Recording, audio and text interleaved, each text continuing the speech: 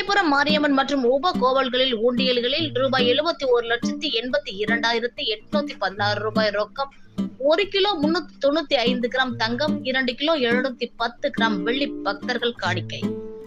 சக்தி தலங்களில் முதன்மையானதும் பிரசித்தி பெற்ற தலமான சமயபுரம் மாரியம்மன் கோவிலுக்கு தமிழகம் மட்டுமல்லாது வெளி மாநிலங்களில் இருந்தும்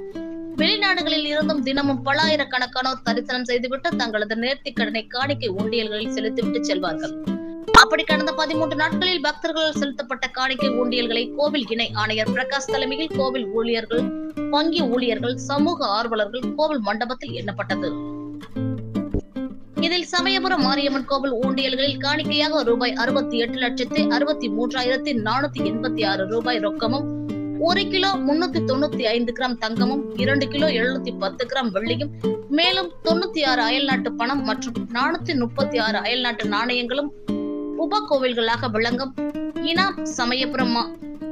ஆதி மாரியம்மன் கோவில் ஊண்டியல்கள் மூலம் ரூபாய் 3,03,381 ரொக்கமும், உஜ்ஜனி ஓம்காளி அம்மன் கோவில் ஊண்டியல்கள் மூலம் ரூபாய் 12,339 ரொக்கமும், கோஜீவரர் கோவில் ஊண்டியல் மூலம் ரூபாய் 3,610 ரொக்கமும் காணிக்கையாக பெறப்பட்டது என கோவில் இணை ஆணையர் பிரகாஷ் தகவல் தெரிவித்துள்ளார்.